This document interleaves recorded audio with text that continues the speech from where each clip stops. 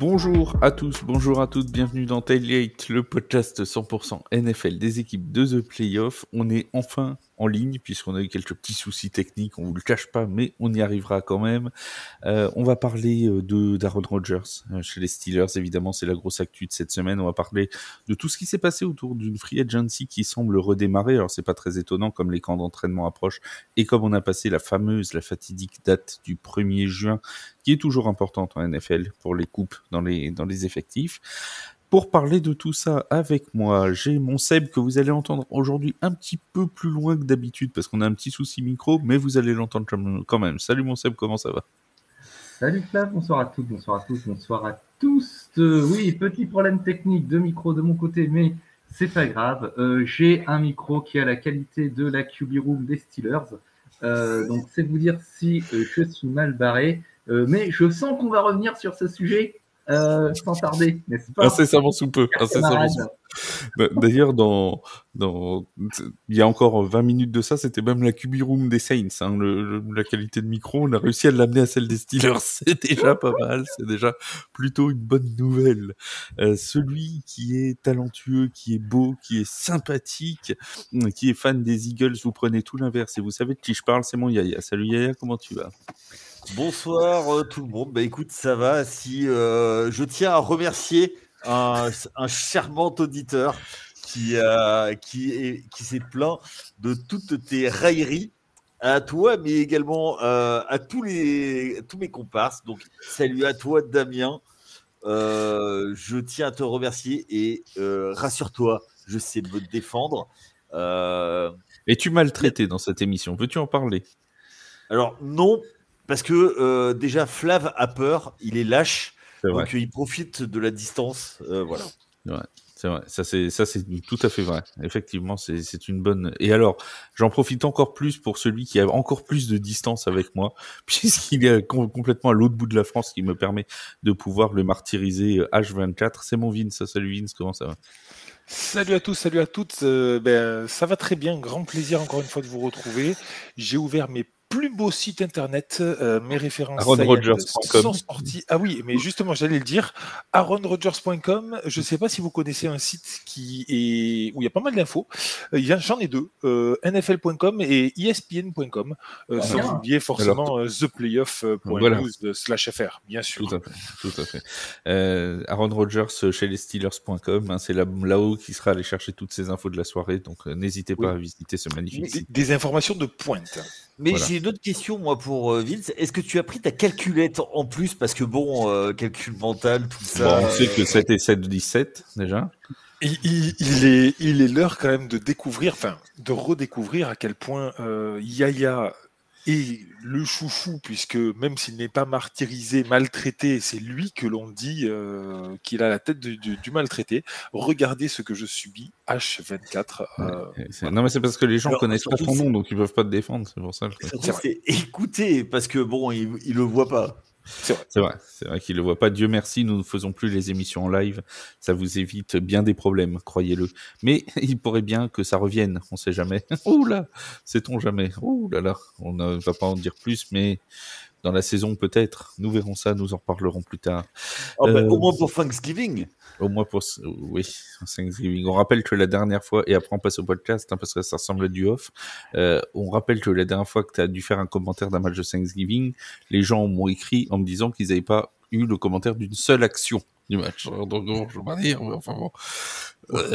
Heureusement qu'ils avaient les images. Parce que... je suis désolé, mais ce soir-là, tu as confié les clés à n'importe qui, du coup, ça te ressemble un peu plus en tant que chef. Voilà, c'est vrai. Le résultat. On a émis du... Mais non, il est responsable et tout. On t'avait prévenu, on te l'a dit, tu nous as fait écouter. Oui, voilà. Pour 2025, vous serez écoutés, sachez-le. Alors, on part donc du côté de Pittsburgh parce que, incroyable nouvelle, les Pittsburgh Steelers ont signé Aaron Rodgers. Personne s'y attendait. L'article était prêt depuis maintenant 2 mois et demi, mais personne ne s'y attendait. C'est ça qui est bien, c'est qu'il y a 2 mois, on avait déjà fait un podcast sur Aaron Rodgers en disant qu'il allait peut-être bientôt signer. Bon, du coup, maintenant, on en fait un maintenant qu'il a signé, hein, parce que l'actualité nous commande.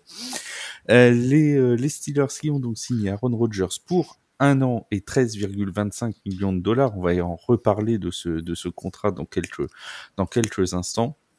Mais déjà, en un mot, mon Seb, est-ce que c'est une bonne pioche pour les Steelers et est-ce que c'est une bonne pioche pour Aaron Rodgers? Déjà, je te commencer avec une question piège. Alors, on va résumer un petit peu, on va essayer de résumer un petit peu la situation. Aaron Rodgers, il va avoir 42 ans.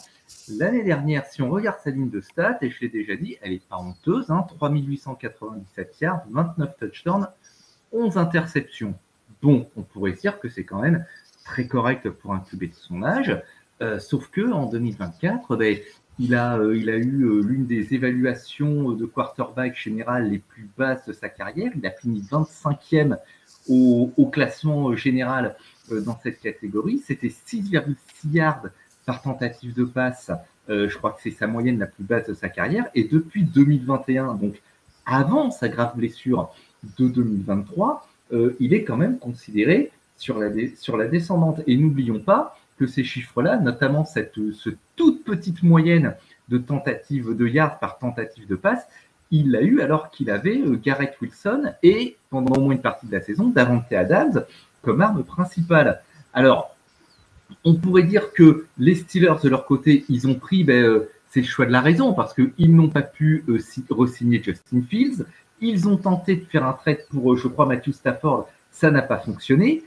La free agency sur les quarterbacks, cette saison, du moins cette intersaison plutôt, c'était quand même pas fifou. Du coup, qu'est-ce qui reste? Il restait Aaron Rodgers. Le problème, c'est quel Aaron Rodgers on va avoir. Moi, je ne crois pas à une résurrection à laquelle que l'on s'imaginait se produire la saison dernière après son retour de blessure. Offensivement, il est quand même moins bien armé, si on peut, c'est difficile à croire, mais qu'aux Jets. En receveur, il a DK Metcalf. Alors, déjà, DK Metcalf, s'il ne se fait pas suspendre pour avoir ouvert la boîte à claques pendant cette chicornée avec un corner à la journée, allez, à la week 3, ça sera déjà une chance, mais surtout, Metcalf, il n'est pas connu pour ses tracés. La week 1 contre les Jets, déjà, ça peut déjà. Alors ouais, déjà, rien que ça pourrait être sympa. Mais surtout, Metcalf, il est quand même pas connu pour la précision de ses tracés. Et Rodgers, lui, ce qu'il aime justement, c'est des receveurs qui courent très, très, très précisément leur route. Il y a beaucoup trop d'inconnus. Le facteur X, pour moi, c'est Mike Tomlin, le grand motivateur. Peut-être qu'il saura comment prendre Aaron Rodgers pour en tirer quelque chose et puis surtout lui faire accepter le cahier de jeu parce que c'est aussi ça le problème. Va peut-être falloir qu'il soit, un peu moins investi dans la conception de l'offense qui ne l'était aux Jets. Ouais. Toi, Yaya, tu crois à la résurrection d'Aaron Rodgers? Est-ce que tu penses que ça peut être une solution, au moins à court terme, pour les Steelers? Court terme, oui. Je pense que c'est plutôt c'est un joueur de location. Pendant une saison. Non, mais c'est un terme qui est utilisé en hockey, en baseball, tu vois.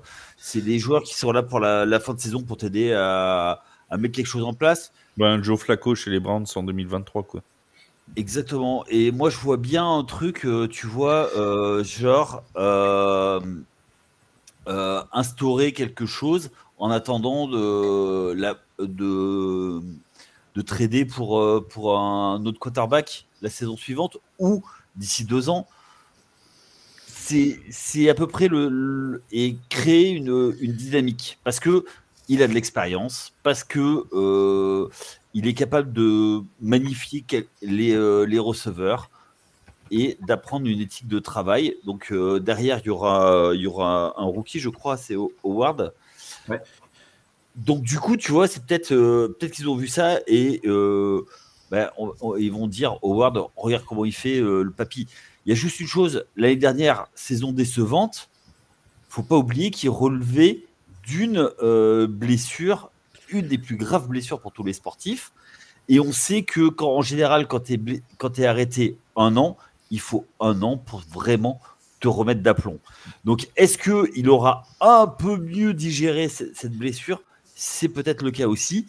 Et par exemple, si à la week 1, il met une grosse fessée aux Jets, en plus, ce sera peut-être pas si surprenant. On va avoir un duel particulièrement intéressant d'ailleurs, en week 1 entre eux, en fait, l'ancien quarterback des Steelers devenu quarterback des Jets, Justin Fields, et l'ancien quarterback des Jets devenu celui des Steelers, Aaron Rodgers. Ça va donner une storyline comme les Américains aiment tant, dès la première semaine de compétition. Mon Vince, pour toi, même question.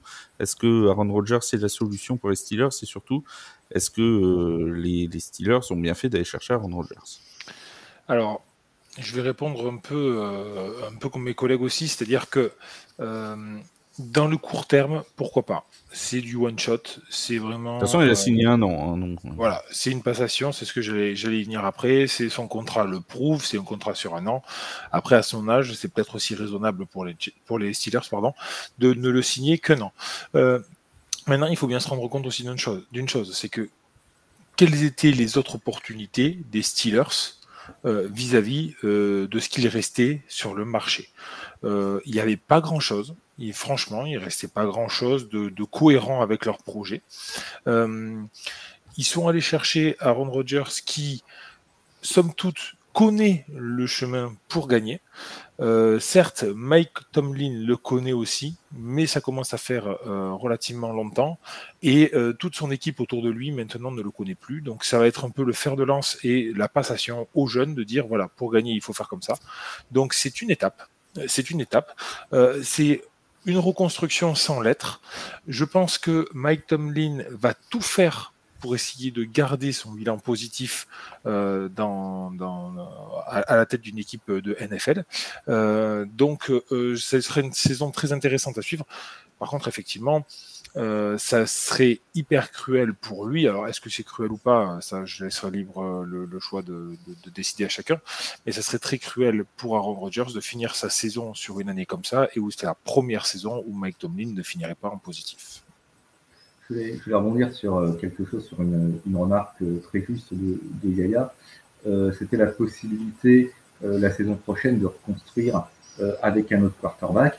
Ça ne pourra pas se faire via la free agency parce que, par curiosité, tu vois, comme ça m'a interpellé, je suis sur Sportrack et je regarde qui seront les quarterbacks free agents en 2026. Et ben, j'aime autant vous dire, les gars. Alors, allez, vous avez 2 minutes?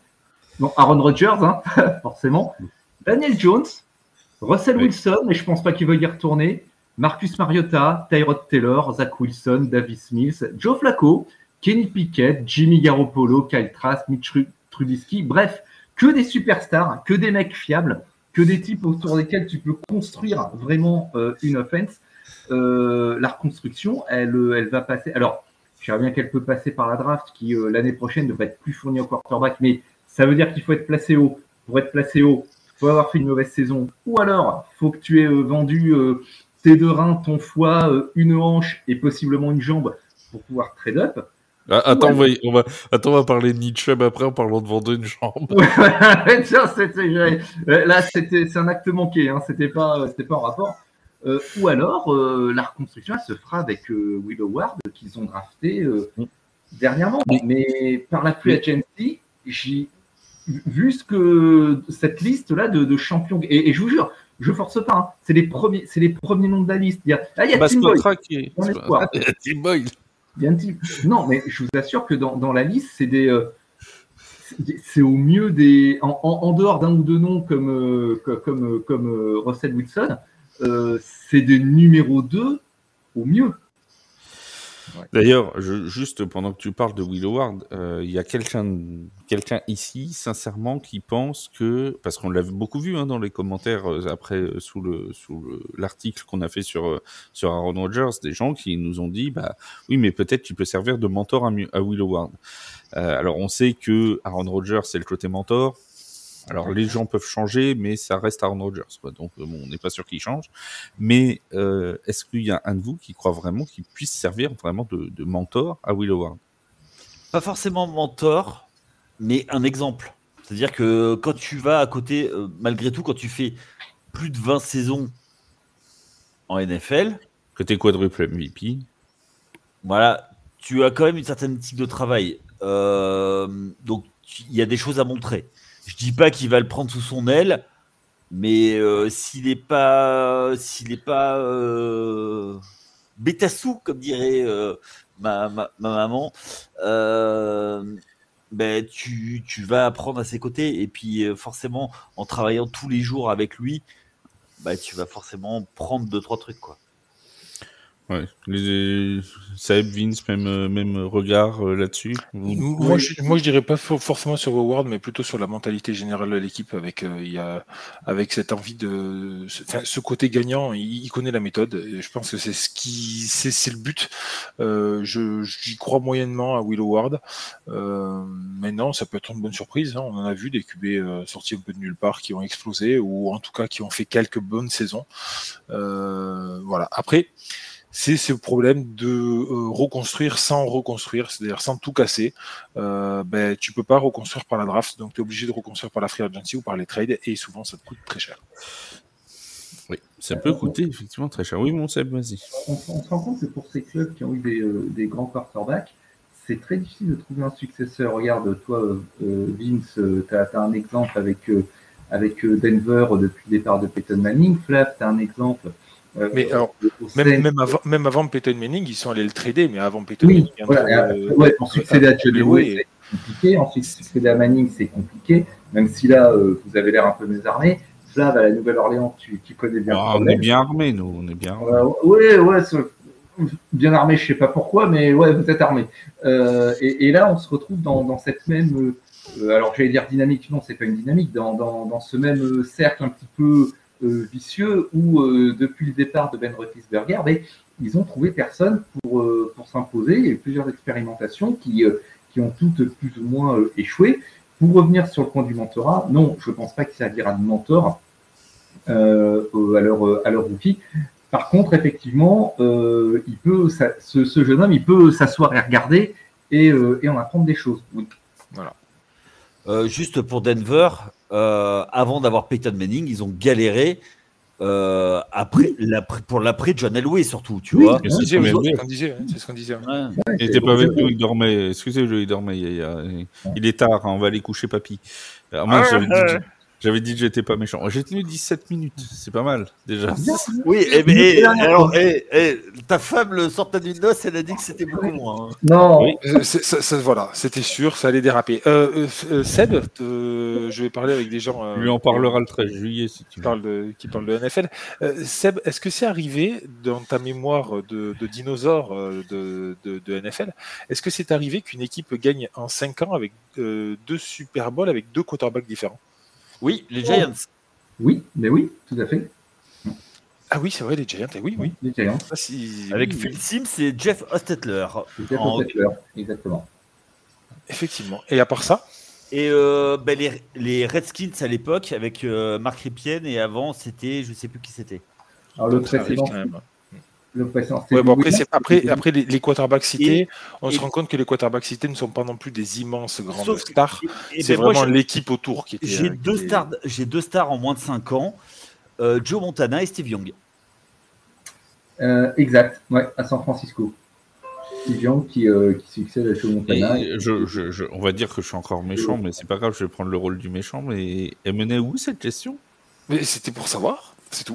Ça s'appelle la curiosité, ça s'appelle la curiosité intellectuelle. Okay. En fait, maintenant, il y a une espèce de question pour un champion au milieu de l'émission où on ne savait pas quoi, d'accord. Donc, chers auditeurs, si vous ne savez pas à quoi ressemble Flav, il ressemble à l'Orangina rouge. Mais pourquoi est-il aussi méchant? Parce que c'est à peu près ça. Si vous ne connaissez pas, si vous n'êtes pas né dans les années. J'ai la même forme que la bouteille en plus, c'est ça qui est bien. Alors. Je ne voulais pas dire ça. Non, mais tu l'as dit quand même un peu. Et alors, tu as pris le soleil et tu es écrevisse comme l'Orangina rouge. Tout à fait. Le contrat d'Aaron Rodgers, parlons-en quand même un petit peu, 13,25 millions. Ça le place, je crois, c'est en 22e position des contrats de quarterback de la saison 2025. Juste derrière un certain Daniel Jones, qui est à 14 millions. Voilà, ça c'est pour la petite info.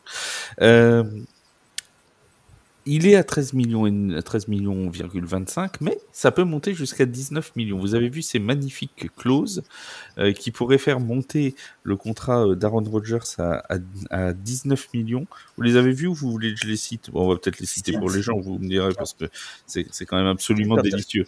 Site internet. Oui. Alors déjà, il faut qu'il joue 70% des snaps de son équipe. Bon.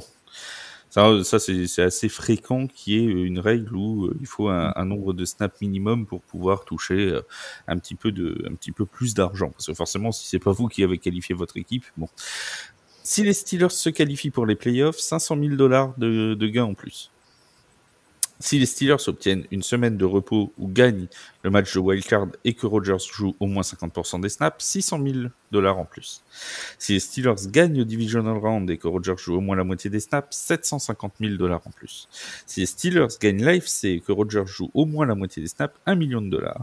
Si les Steelers gagnent le Super Bowl et que Rodgers joue au moins la moitié des snaps, 1,5 million. Si Rodgers gagne le titre de MVP de la saison, $1,5 million. Pour résumer, pour arriver à 19,5 millions, il faut que les Steelers gagnent le Super Bowl et que Aaron Rodgers soit MVP. Et qu'il ne se blesse pas.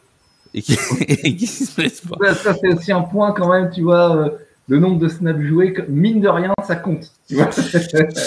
Bon, autant dire qu'il y a peu de chances que Pittsburgh verse 19,5 millions. Non, c'est jamais. Le sport, c'est jamais. l'incertitude. J'ai pas dit qu'il n'y en avait aucune, j'ai dit qu'il y en avait peu. Voilà. Bon, les bookmakers américains l'estiment à 50, je crois que c'est 51 la victoire des Pittsburgh Steelers lors du Super Bowl. Donc, voilà. Bon, voilà. Bon, vous avez un peu d'euros à perdre. Je veux pas être méchant, mais la probabilité pour que les Steelers gagnent avec Aaron Rodgers. Et comme l'a dit Seb, avec le corps de receveur qui va avec, etc. Parce et que avec t'es pas entouré d'une équipe dingue non plus à côté, quoi. Oui, et son corps aussi. Ouais. Et rappelons que TJ Watt pour l'instant fait la tête, que machin tout aussi, au passage, tant qu'on y est, tu vois, tant qu'on est à parler de ça. Et le premier match d'Aaron Rodgers sera au MetLife Stadium, donc sur le cimetière indien qu'il a bien connu, donc ça peut aussi jouer les tours. Non. Vous voyez où je veux en venir, mais est-ce que je le dis ? Non, mais vous l'aurez entendu ici. Voilà. Non, je le dis pas. Je le dis pas. Ne le dis pas. Parce qu'on l'a tous pensé de toute façon. Alors vous l'avez pensé absolument pas moi. Pour une fois, tu l'as pas pensé, Yaya. Oui, mais je suis l'oracle. Il y a 2 saisons de ça. Oui, mais c'est dommage qu'on n'ait pas les archives sonores là, tu vois. C'est parce que celle-là, je m'en souviens. Hein, oui, il y a 2 saisons de ça lors de la prévue de la FCS. Imaginez, il se blesse lors de la première journée. Il a mis 3 snaps. Voilà. Mais c'est tellement Jets. 3 snaps, imaginez, il se blesse. Ah bah ça alors. Mais tu sais un pronostic juste dans la saison, Yaya, cette année-là. Non, mais il n'a pas pronostiqué, il a dit imaginer. Il a dit imaginer, il n'a pas dit ça va se faire. Donc, bon. Et imaginer, ça se reproduit. Non, bref. Bon, alors, on lui souhaite pas, hein. Vraiment. Non, bien sûr que non. Non, mais tu sais quoi, ça ne peut arriver qu'aux Jets. Les Jets qui font un méga trade, et ça peut arriver qu'aux Jets. Mais mais tu sais quoi, mais les pauvres, c'est un sacerdoce d'être fan des Jets. Moi, il y a un truc qui me pose un petit problème dans cette arrivée d'Aaron Rodgers. C'est le style de jeu des Steelers. C'est-à-dire que vous avez un coordinateur offensif, Arthur Smith, qui a toujours dit qu'il aimait bien quand les quarterbacks étaient mobiles. C'est pour ça d'ailleurs qu'il avait voulu prendre Russell Wilson, qu'il a voulu prendre Justin Fields l'an dernier. Et il arrive avec Aaron Rodgers, qui n'est pas connu non plus pour être un cheval de course, quoi. Voilà, on va pas se mentir. Il est plus proche du lombric commun que du cheval de course. Bon, est-ce que là, il n'y a pas... Alors, petite note en plus, Arthur Smith, si vous ne le saviez pas, n'a que 1 an de plus que Aaron Rodgers.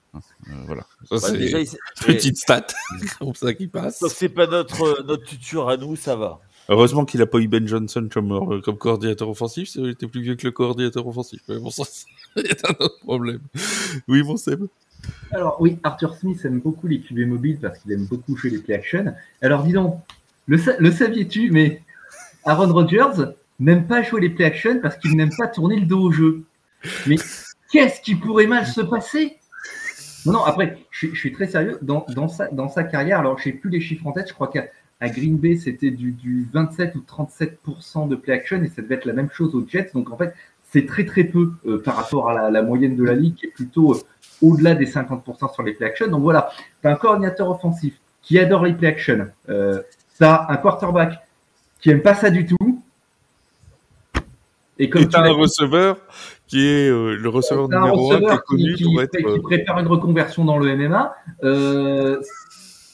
Honnêtement, qu'est-ce qui pourrait mal se passer là, non, mais vraiment, je pense que Mike Tomlin va falloir qu'il sorte ses plus grands pouvoirs de gourou et d'hypnotiseur. Il est en Louisiane avec des poupées vaudou. Avec des poupées vaudou, là, et puis il est en stage chez des sorciers ou chez des griots, je sais pas. Mais non, et voilà, quand tu prends juste ce type de fait, tu te dis comment est-ce que ça marche. Et c'est ça aussi ce que je voulais dire, par le fait qu'il va falloir qu'Aaron Rodgers s'investisse moins dans le cahier de jeu qu'au Jets, où honnêtement, c'est lui qui disait non, je veux pas qu'on appelle ce type de jeu. Là, s'il fait la même chose à Pittsburgh, il va falloir lui faire accepter le style de jeu d'Arthur Smith. Alors, ça veut dire qu'il va falloir à un moment que chacun mette de l'eau dans son vin aussi. Ouais. Comment ça va se passer? Est-ce que c'est pas possible que si ça se passe mal en cours de saison, justement, Rodgers qui prend trop le lead sur les appels de jeu, tout ça, il soit benché simplement pour ne pas qu'il fasse les 50% de snap de la saison et donc que ce soit sur plusieurs millions de bonus. Non, mais de toute façon, c'est 50% et soumis à des conditions de victoire. Oui, d'accord. Il ne touchera aucun bonus s'ils ne sont pas en playoff, par exemple. Donc, de toute façon, ça c'est réglé, le problème il est réglé. Mais là, en investissant, entre guillemets, 13 millions, tu te dis, encore une fois, c'est le 22e salaire. Quand tu vois des Dak Prescott à 60, des Trevor Lawrence à 55, des machins d'autres, tu te dis pour 13 millions, un quarterback, tu peux le faire asseoir sur le banc. Franchement, tu peux le faire asseoir. C'est pas le 22e salaire, c'est le 22e salaire de quarterback, c'est ça? Le quarterback moyen, oui. De quarterback à l'année, oui, de quarterback. C'est que de quarterback, c'est-à-dire qu'il y a... Oui. Voilà. Alors, sur le salaire, en revanche, 13 millions pour Aaron Rodgers, c'est cadeau. Hein. Ah oui, non, mais clairement. Il n'a pas été gourmand. Non, c'est un prix d'amis. Et encore, apparemment, il avait dit qu'il ne serait pas gourmand, de toute façon. Et il avait dit que, visiblement, d'après les infos qui sont sorties un petit peu off des négociations, il aurait même accepté de jouer pour 10 millions. C'est son agent qui a poussé jusqu'à 13 millions, etc. Mais même à 10 millions, il aurait accepté de jouer pour les Steelers.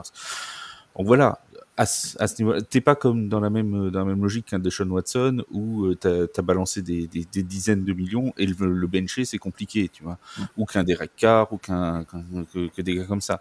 Là, t'arrives 13 millions, au pire, oui, il se fera bencher.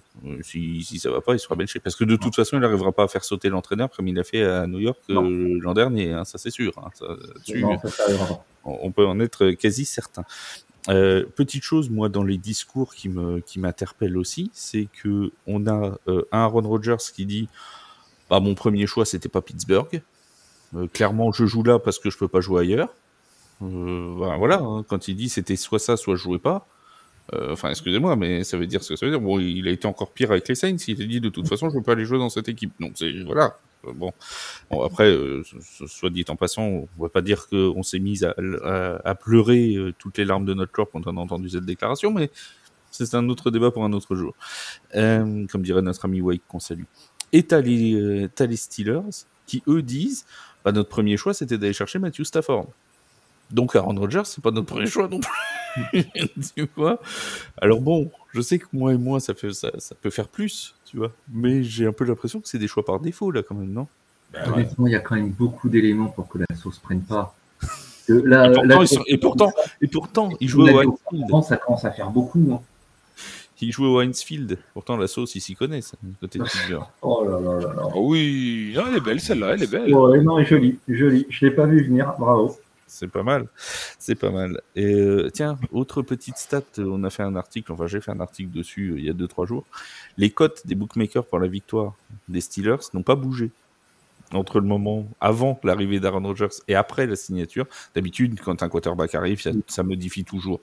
Les bookmakers se réajustent. Là, les cotes sont restées les mêmes. Alors, il y a 2 solutions, vous allez me dire laquelle vous préférez. Soit c'était tellement évident qu'il allait signer chez Steelers qu'il avait déjà pris en compte, ce qui est possible. Il l'avait déjà imaginé. Et s'il n'avait pas signé, ça aurait peut-être été revu à la baisse. Oui. Ou alors, c'est qu'il considère que Aaron Rodgers n'amène aucune plus-value à l'équipe.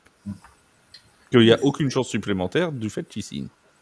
C'est fort possible, vu sa prestation la saison dernière et son absence de prestation la saison précédente. Ça ne m'étonnerait pas que les bookmakers aient considéré que c'était une opération en temps nul. Oui, mais en fait, tu aurais pu mettre n'importe quel quarterback. Est-ce que ça changeait vraiment la cote pour le titre. Est-ce que les Steelers sont un quarterback du Super Bowl? Très honnêtement, je pense que tu vois Lamar Jackson arriver, tu vois Joe Burrow arriver, tu vois oui, ça modifie la cote. Hein. Oui, ça modifie la cote, mais est-ce que tu les vois? Est-ce que ça les met je te dis pas. Non, mais je te dis pas qu'ils seront champions, mais ils vont passer de 100 par exemple de cote à 50, tu vois. C'est clairement, ça c'est sûr. Ça, c'est certain. Après, là, la question, c'est est-ce qu'ils n'avaient pas déjà anticipé dès le début? Parce qu'on va pas se mentir, c'était un secret de polichinelle. Tout le monde savait qu'il allait signer chez Steelers. Oui, bien sûr. Eux aussi. Mais après, je pense qu'il y a un peu des deux, très franchement. Si tu veux, il y a Al Bundy qui était disponible, qui avait marqué 4 touchdowns au lycée, tu vois. Donc, voilà. Et puis, on rappelle que les Steelers sont passés aussi sur Charles Todin, hein, qui a marqué 2 touchdowns à l'entraînement avec La Rochelle, et puis ils ont pas... Alors, non, il faut arrêter avec cette légende urbaine. Donc, il a fait une réception, il a fait, ouais, c'est bon, j'ai pas droppé. Mais il est parti au sommet de sa gloire. C'est ça qui est beau. On clôt le chapitre Aaron Rodgers. Vous avez rien à ajouter, les amis, sur notre ami quarterback? On a déjà fait une demi-heure sur Aaron, c'est déjà pas mal. Si, juste une chose, c'est que si c'est annoncé aussi tard, c'est parce qu'il s'était marié, le pauvre. Oui, et Myles Garrett a déjà fait une petite déclaration pour lui souhaiter la bienvenue en AFC Nord aussi, en disant, je cite, qu'il voulait l'ajouter à son cimetière. Faut remettre la citation dans le contexte, hein, quand même, parce que dit comme ça. Je l'ai fait dans l'article, mais vas-y, remets dans le contexte. Alors ouais, désolé, j'ai spoilé ton article, c'est que Myles Garrett, il a une petite tradition à Halloween. Devant sa maison, il monte un petit décor, c'est des fausses pierres tombales, et dessus il met le nom des quarterbacks qu'il a saqués. Voilà. Il voudrait rajouter Aaron Rodgers à la collection. Mais ça, sur le coup, moi, quand j'ai lu le chapeau, tu vois, sur Sports Illustrated, ESPN, voilà, c'est une bonne occasion de l'envoyer au cimetière. Je dis, mais personne réagit là. Et je me dis, ah oui, non, c'est bon, ok, c'est ce cimetière-là dont il parle. Oui, c'est pour ça que j'aime bien son cimetière. Hein, oui, enfin, il y a quand même un double sens, hein, clairement. Ah bon, tu crois? Mais bon, maître pivot. Bienvenue dans cette division ultra dense, ultra complexe où la moindre défaite peut te propulser de premier à troisième. Donc non, ça va être intéressant à voir. Encore une fois, je vous rejoins largement là-dessus. Je suis vraiment pas sûr que la sauce prenne, mais voilà.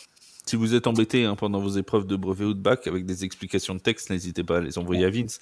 Il se fera un plaisir de vous expliquer les doubles sens et tout ça. De métaphores, de double sens. Et sachez qu'également, il fait navigateur Internet à 16 heures perdues. Faites appel à Vince. N'hésitez pas à faire appel. Vince de Kersozon. Calculatrice également. vincevousaide.com, ça sera, on va vous monter ça comme site internet très rapidement.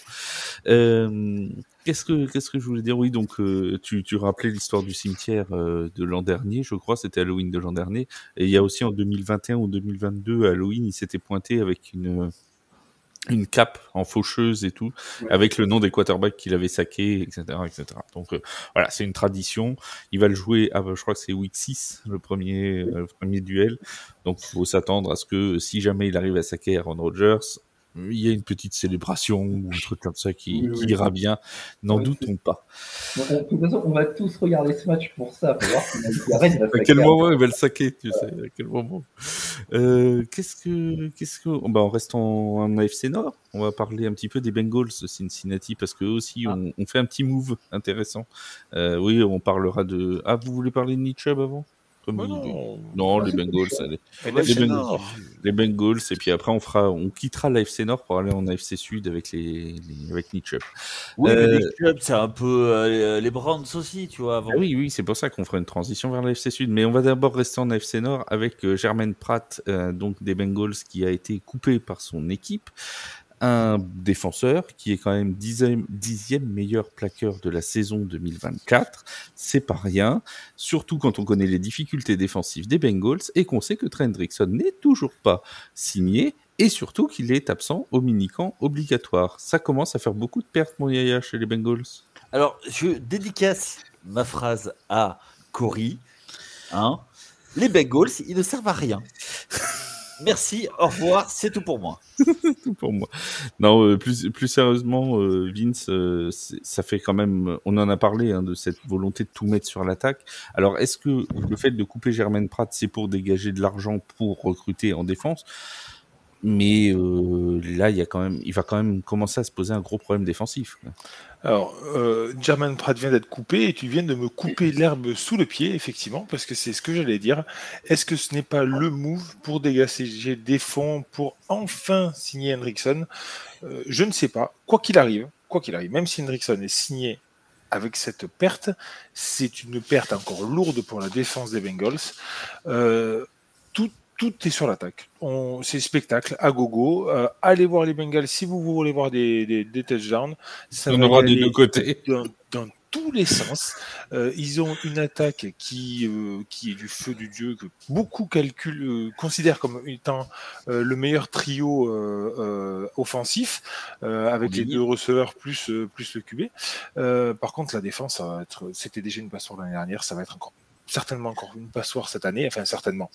On n'est jamais à l'abri d'une bonne surprise, mais ça semble compliqué. Je vois vraiment pas où ils veulent aller, et surtout le coordinateur défensif de cette équipe, il doit se manger les doigts, il doit se dire mais qu'est-ce que je vais pouvoir faire avec tout ça? Comment je vais pouvoir justifier mon salaire et proposer quelque chose de bon? T'enlèves le 10e meilleur plaqueur de l'équipe plus Trey Hendrickson, ça commence à te faire du trou. Ah ben non, mais alors là, si en plus il perd Trey Hendrickson, à mon sens, très franchement, si en plus ils perdent Trey Hendrickson dans cette free agency, dans cette intersaison, pour moi, l'intersaison des Bengals sera un échec total. À la limite, s'ils le re-signent, pourquoi pas, à voir la saison qui arrive, mais s'ils le perdent, ça sera un échec complet. Je peux me tromper, mais j'ai pas l'impression qu'il y ait des négociations poussées entre Trey Hendrickson et la franchise actuellement. Donc, je suis d'accord avec toi, c'est ça qui fait peur. Je veux pas être pessimiste, mais même quand on en a discuté nous avec Arthur, qui est fan des Bengals. Quand on lui a dit Trey Hendrickson n'est pas au mini-camp, etc., la première chose qu'il nous a dit, c'est génial. Donc j'ai même pas l'impression que chez les fans des Bengals, on ait vraiment envie de garder Trey Hendrickson. Voilà. Ça reste assez mystérieux. Mon Seb, c'est quoi ton regard, toi, tout pour l'attaque? Parce que c'est quand même dangereux dans une division qui est réputée pour ses défenses. Alors, je vais me recentrer sur la question de Jermaine Pratt. C'est vrai que lorsque j'ai vu la nouvelle, j'ai trouvé ça plutôt choquant, parce que comme tu l'as dit, Fab, on parle d'un joueur qui est top 10 des plaqueurs de la NFL, qui depuis 6 saisons était un titulaire indiscutable, 143 plaquages, 2 interceptions en 2024, c'est quand même pas rien. Mais il y a quelques mois déjà, Jermaine Pratt, il avait demandé un trade après le licenciement de Lou Anarumo. Donc il y avait déjà de l'eau dans le gaz. Qu'il avait nommé capitaine. Lou Anarumo qui avait nommé Jermaine Pratt capitaine. Et Cincinnati, lors de la dernière draft, a enrôlé 2 linebackers, Barrett Carter et surtout Demetrius Knight Jr., qui est considéré comme un futur starter et qui était possiblement considéré comme un futur starter à la place de Jermaine Pratt. Il libère 5,9 millions sur le cap avec ce move. Plus, Pratt ne s'était pas rendu aux voluntary workouts de ce printemps. Donc, il dégage près de 6 millions dans le cap. En termes de logique purement comptable, si tu prends ces éléments-là et que tu regardes la logique, on va dire purement comptable et roster, le choix, il n'est pas déconnant. Il est cruel, mais il n'est pas déconnant. Et je pense que Pratt, en plus, est un joueur qui est suffisamment bon pour pouvoir retrouver un poste très rapidement. Des équipes qui ont besoin de bons linebackers, ça ne manque pas dans la ligue. Donc, à première vue, mouvement surprenant, avec en plus, si on accumule tout ce que la défense de Cincinnati charrie, malheureusement, depuis une saison. Mais si on prend un peu de recul et qu'on observe la situation avec un poil de logique, le move, il fait sens. Après, est-ce que ces 6 millions, ils vont être remis dans la cagnotte pour Trey Hendrickson? On n'en sait rien. Est-ce que ce sera fait pour faire venir d'autres joueurs? On n'en sait rien. Est-ce que ce sera pour faire venir d'autres défenseurs? On n'en sait toujours rien. Est-ce que ça va résoudre les problèmes de la défense? J'en ai aucune idée. Mais quand tu te mets dans la logique de gestion d'un club et dans la logique de la NFL, je rappelle que la NFL, c'est pas du sport, c'est un business, le move fait sens.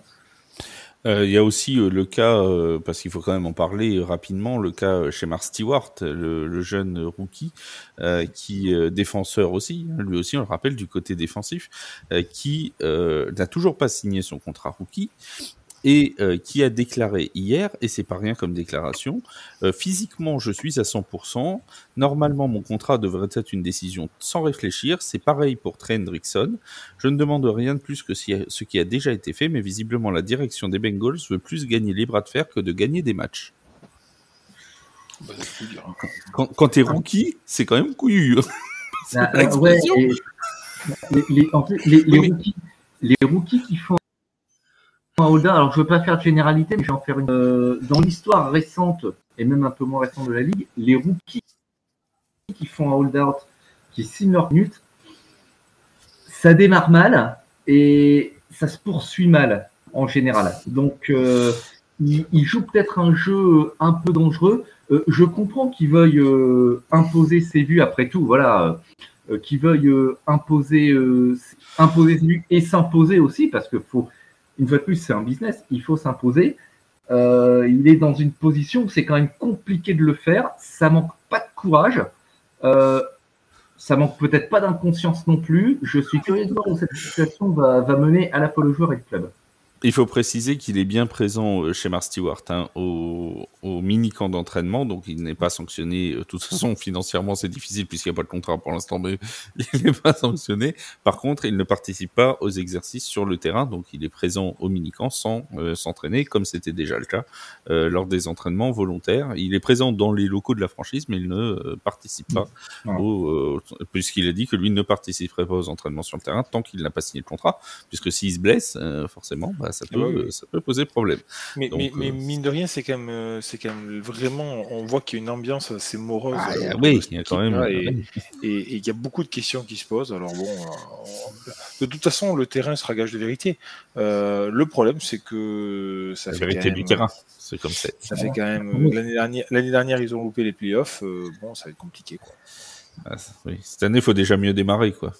Sinon, on va devoir demander à Seb s'ils ont démarré leur saison. On sait le problème de cette équipe, ça fait quand même 2 ou 3 saisons d'affilée qu'ils commencent mal leur saison, mais qu'ils commencent vraiment très mal. Regardez l'intersaison qu'ils font. Comment ils peuvent débuter dans des bonnes conditions? Même le mini-camp d'intersaison, il n'est pas bon. Ils ne peuvent pas se préparer. Donc, quand tu es coach défensif, offensif, que tu mets en place des jeux, il faut connaître les joueurs que tu as. Au delta près. Mais là, le problème, c'est que Hendrickson, c'est quand même une star. Il couple un gars qui est 10e plaqueur de la ligue. Enfin, là, tu vas dans un mur. Pour moi. Il doit y avoir un plan qu'on n'a pas. Mais peut-être. J'espère pour eux. Peut-être qu'à un moment, on va faire un podcast sur les Bengals en disant « Mais c'était donc ça, le plan. C'était donc ça. Nous savons. Aller chercher le premier tour de draft l'année prochaine.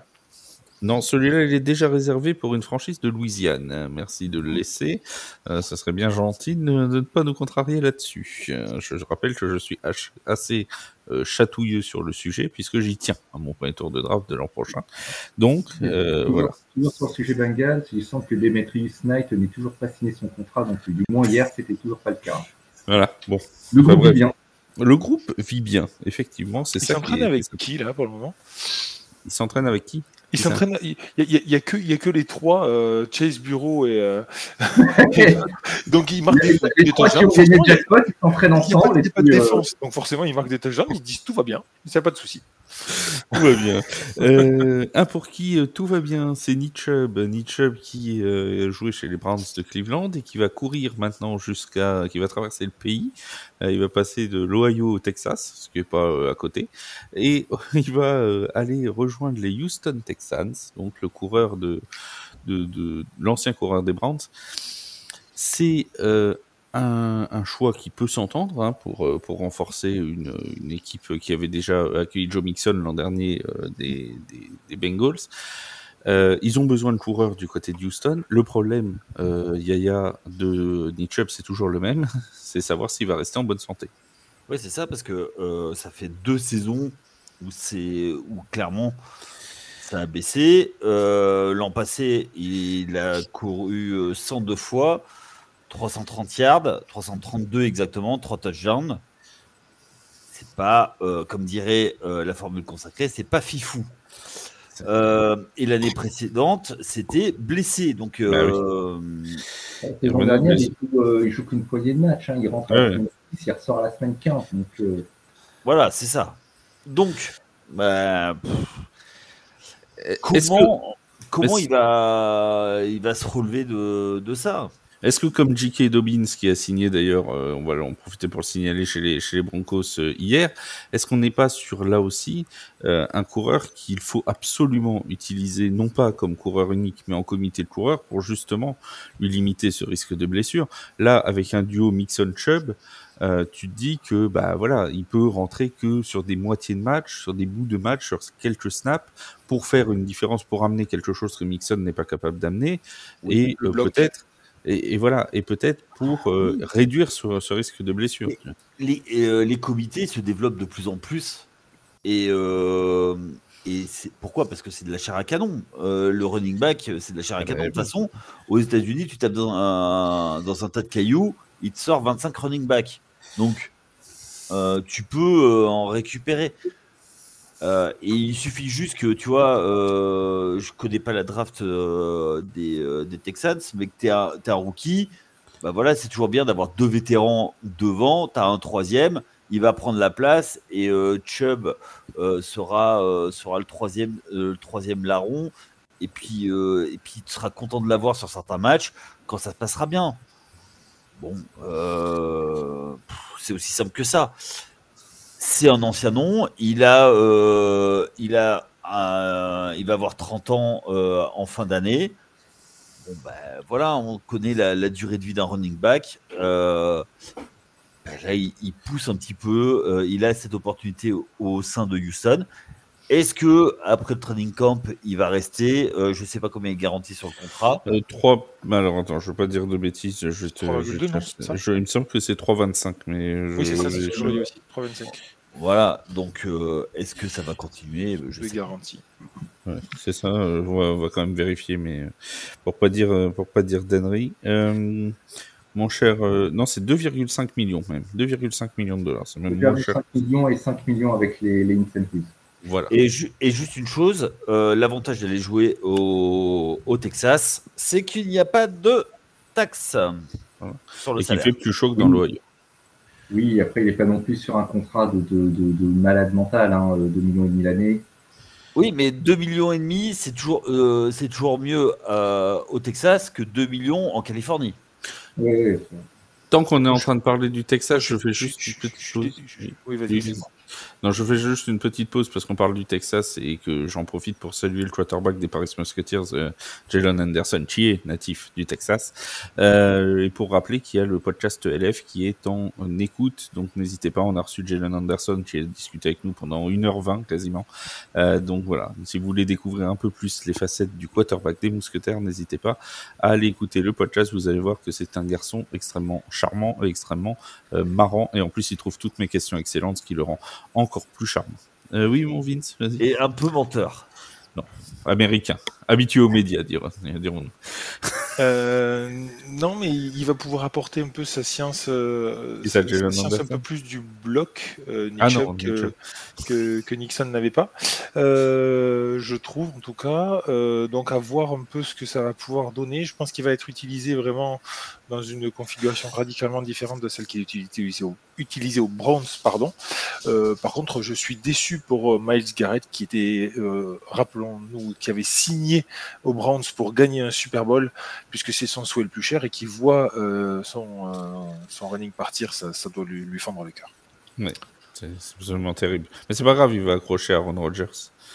Ça sera à son tableau de chasse, c'est déjà une bonne chose. En parlant non, on parlait pas de défenseurs, mais là on va parler d'un défenseur parce que ça aussi, ça a été une coupe. Je voulais parler de Dobbins aussi. Ah, tu veux parler de Dobbins? Vas-y, fais ton tunnel. Non, c'est pas un tunnel, mais c'est une très bonne nouvelle, je pense, pour le joueur et pour les Broncos. Alors effectivement, on sait qu'il est sujet aux blessures. Pour autant, je pense que avec dans le corps de running des Broncos, ça peut être une bonne chose. Tous mes collègues soufflent, soupirent, se foutent de moi, tout simplement parce que j'ai osé parler de Dobbins. Voilà. Moi, je pense que c'est une très bonne recrue. Ah, je croyais que c'était fini, j'avais remis mon casque, mais non, en fait, c'était pas encore terminé. Il restait encore une minute. On te fera signe. Il y en a un de nous qui se sacrifiera, tu vois, et il fera signe aux deux autres quand il aura fini. Voilà. Non, moi j'écoute, j'attends qu'il y ait des choses intéressantes. Bon, Tu vas attendre longtemps. Tu vas attendre un petit temps quand même. Tiens, on salue Prince aussi, tant qu'on parle des bons toasts. Oui, voilà, big up, man. Voilà, on fait des big up à tout le monde. Donc je disais, on va parler d'un dernier cas qui a été là aussi... le Calabar. J'allais le dire. Je m'en veux. Tant qu'on parlait des joueurs blessés assez fréquemment, Jair Alexander, le cornerback des Packers de Green Bay, qui lui aussi a été libéré par sa franchise après 7 ans, je crois, si j'ai pas de bêtises, de bons et loyaux services. Le cornerback a donc décidé, enfin non, il n'a pas décidé, il a été libéré. Il devrait retrouver assez rapidement place où... Si, il va trouver quelque chose, à mon avis, ça va pas trop tarder. On prend le pari, mais je pense que ça va être assez rapide. Il y a de l'argent aux Bengals, apparemment. Ils ont besoin d'une défense aussi. Est-ce que tu es surpris, toi, Seb, par cette coupe de Jair Alexander? On sait qu'il avait été en discussion pour un éventuel trade déjà, etc. Il paye ses 2 dernières saisons réduites à 7 matchs. Il paye ses blessures à répétition de ces 2 dernières saisons. Juste pour rappel, Jair Alexander, c'est 287 plaquages et 12 interceptions lors de ces 7 années à Green Bay. Il devait se rendre au mini-camp obligatoire cette semaine, mais il a été coupé. Il lui restait 2 ans sur son contrat. Il avait signé une extension de 4 ans et 84 millions il y a 2 ans de cela. Alors Green Bay sauve 17 millions de cap space avec ce renvoi. Et tu disais, il devrait retrouver, mais d'après ses déclarations, pour le moment, il ne sait pas s'il reviendra en 2025. Il avait l'air, lors du Locker Room Cleaning Day, il avait l'air assez amer, il était très peu exprimé auprès des journalistes et il semblait un petit peu secoué par ce licenciement qui a été assez brusque. Mais je pense qu'il paye ça. Alors, le terme que j'ai utilisé est très mauvais, donc disclaimer, je mets des gros guillemets, mais sa fragilité physique de ces 2 dernières saisons, parce qu'il a disputé 14 rencontres en 2 saisons, et on est dans un milieu, le foot US professionnel, qui est particulièrement compétitif, et tu peux pas te permettre de te blesser longtemps, surtout de te blesser à répétition. Ta cote chute automatiquement, et peu importe si tu peux encore apporter quelque chose à ton équipe, on préférera te dégager pour faire de la place à quelqu'un qui est en bonne santé ou signer quelqu'un qui est en bonne santé. C'est triste, mais c'est ainsi. Alors l'équipe qui est favorite actuellement pour récupérer Jair Alexander, c'est les Minnesota Vikings, le rival de division des Packers. Et en plus, il y avait une histoire, si vous vous souvenez, entre les Vikings et Jair Alexander, qui avait imité un jour le greedy de Justin Jefferson après avoir défendu sur lui. Il avait limité Justin Jefferson à moins de 20 yards sur un match ou moins de 30 yards sur un match. Et il faisait la célébration greedy à chaque fois que Justin Jefferson ratait une passe devant Justin Jefferson. Donc voilà, il y a une petite... Et apparemment, c'est eux, pour l'instant, les favoris sur la liste pour éventuellement aller chercher Jair Alexander. Parce que ce serait pas déconnant quand on connaît le backfield des Vikings, hein, ce serait plutôt une bonne chose, mais c'est vrai que ce serait plus étonnant quand même de le voir partir chez un rival des Packers. Ça serait voilà. Je sais pas, moi je le verrais en complément dans un backfield qui est déjà dans lequel il y a déjà au moins un joueur solide. Tu vois, moi je pensais par Atlanta. Où tu as AJ Terrell et Bates de third. Moi, je pense qu'il y serait comme un poisson dans l'eau parce que il serait peut-être pas obligé de jouer sur tous les snaps déjà, donc ça le préserverait. Et en plus, il pourrait continuer à apporter quelque chose et rendre ce backfield vraiment redoutable lors des moments encore plus redoutables qu'il ne l'est dans les moments où il est sur le terrain. Sur ça, Minnesota, ça m'étonne un petit peu. Donc, on verra. Voilà, on verra. Bon, Yaya, toi, t'es surpris de voir Jair Alexander sans contrat, là, le 12 juin Pas du tout. J'ai envie de dire que c'est, comme Seb l'a bien dit, c'est business. C'est lui chauffer aux fesses depuis quelques temps déjà. En plus, c'est un cornerback. On sait que c'est le poste où il faut être le plus rapide et que la vitesse décline très très vite. Au-delà des 25 ans, ta cote baisse. Tu as intérêt à être élite ou alors avoir un sacré métier pour pouvoir continuer ou alors être capable de passer dans le slot pour aller plus être un peu nickel, tu vois, ou donc Ouais, avoir du métier et être vraiment dans un système qui joue énormément la zone, parce que oui, effectivement, jouer déjà, t'as très peu de corners qui jouent du man-on-man sur tous les jeux, et alors sur toute leur carrière, encore moins, parce que c'est tellement usant physiquement que c'est juste pas possible. Alors, il paraît juste un truc. Il aurait dit, Jair Alexander, qu'il avait entendu parler d'un receveur de La Rochelle qui nous ferait peur. Ah oui, non, mais clairement, il est terrorisé. Voilà, par. il a dit avant qu'il arrive en NFL, Voilà. Autant il a maîtrisé JJ, autant City. À mon avis, c'est City téléphone maison, tu vois. Oui. Le mec, il a trop peur, il va pas s'en remettre. Non, c'est pas sérieux. On va demander son avis aux spécialistes de TPO de la défense, puisque ça fait maintenant à peu près 4 ans et demi qu'il prépare le dossier défense de TPO. Non, c'est l'attaque. Il s'occupe que de c'est l'attaque, mince. Oui, ça fait 6 ans qu'il fait l'attaque et 4 ans la défense. Mon cher Vince, quel est ton avis sur Jair Alexander? Je rêve. Je crois rêver, vraiment. Ces attaques fortuites et gratuites me blessent au plus profond de mon âme. Cependant, oui, je trouve que il va rebondir, clairement. Je pense qu'il avait plus sa place dans cette équipe. Maintenant... voilà, c'est vraiment un souhait, un souhait de la franchise, je pense, de faire ça. Après, on aura certainement le produit comment tout de suite à brûle pour point. Je ne vois pas trop l'intérêt du move. Maintenant, on verra bien ce qu'il en est dans la saison. J'espère qu'ils n'auront pas de gros trous sur le poste parce que ça fera un peu tâche. L'intérêt du move, Vince, il est simple, c'est écarter un joueur qui est jugé fragile physiquement, et puis, une fois de plus, l'argent. L'argent, ok. Voilà, l'argent. Il restait la moitié de son contrat à faire, et il sauve 17 millions sur le cap là, en le coupant à ce moment-là. Donc voilà, l'argent, la moula, le flouze, le blé, l'oseille. Oui. Mais l'argent appelle l'argent. Voilà. Après, ton but, c'est quand même de gagner. Si tu te fais trouer sur ce poste, sur chaque lancé, ça va faire parler. Voilà. Je pense qu'ils n'ont pas, honnêtement. Oui, ils ont de quoi. Ils n'ont pas réfléchi en ce genre. Et une fois de plus, te faire trouver sur un poste, là on parle d'un titulaire qui était absent plus de 50% du temps. Donc, c'est vrai. Comment ça peut être pire? Tu vois, autant l'écarter. Sauver ton budget, c'est cruel, une fois de plus, c'est ce que je dis, c'est absolument horrible. Mais autant l'écarter, sauver ton budget. Est-ce que si c'était blessé 2 matchs dans la saison, oui, je suis d'accord. Il manque ces deux dernières fins de saison sur 2 matchs. Bon, tu passes. Là, il passe les 2 fois plus de la moitié de la saison sur le banc. Ça fait beaucoup. Donc, si tu te fais trouver, s'ils se font trouver sur ce poste, ça fait déjà 2 saisons qu'ils se font trouver. Tout à fait.